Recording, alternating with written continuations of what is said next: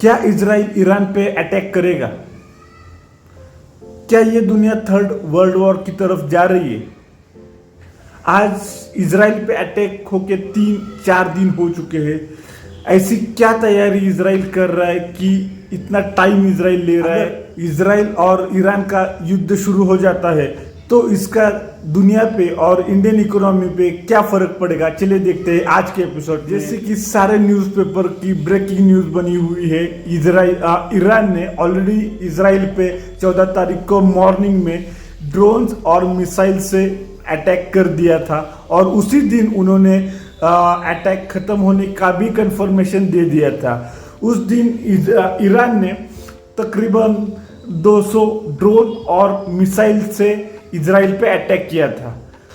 Israel का air defence system एक बेहतरीन सिस्टम है जो कि ऐसे एडवांस एयर अटैक को रोकने में सक्षम है।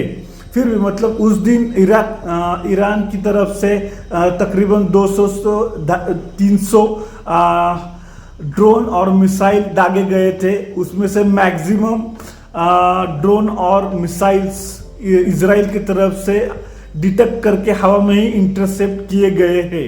अब देखने लायक बात यह है कि इजराइल ईरान से किस तरह से बदला लेगा, क्योंकि इजराइल का मानना यह है कि ईरान ने इजराइल पे डायरेक्ट अटैक किया है और इजराइल का अगर दुनिया में जो इमेज है वो इस तरह से है कि वो अपने दुश्मनों को कभी छोड़ता नहीं है। मतलब ये अब ईगो का लड़ाई हो चुका है।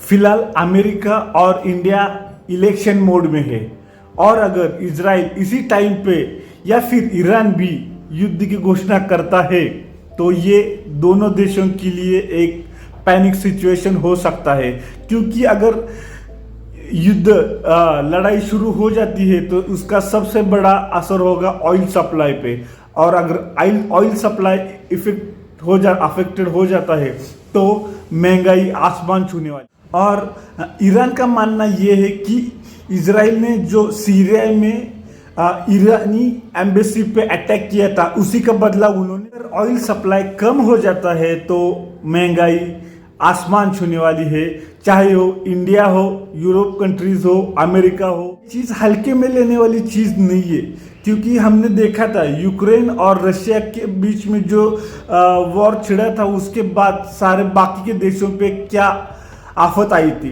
उसके चक्कर में पाकिस्तान बर्बाद हो गया, श्रीलंका बर्बाद हो गया, बांग्लादेश में इशू चालू हो गया, यूक्रेन के चक्कर में नेपाल की इकोनॉमिक डाउन हो गई। ये छोटे छोटे देश ही नहीं, बड़े देशों की भी इकोनॉमी बर्बाद हो गई थी।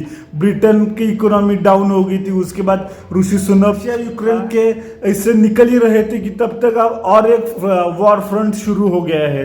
तो एक बात तो तय है, अगर ये वॉर फ्रंट ओपन हो जाता है तो फिर और बहुत सारी इकोनॉमीज डाउन होने वाली है। उसमें से सबसे बड़ा फटका लगने वाला है इंडियन इकोनॉमी को, क्योंकि इंडिया गल्फ कंट्रीज पे और मिडिल ईस्ट पे बहुत ज़्यादा डिपेंड है ऑयल इंपोर्ट करने के लिए। ये बहुत ही खतरनाक चीज़ होने वाली है अगर इजराइल और ईरान डायरेक्ट वॉर में एंट्री करते हैं तो।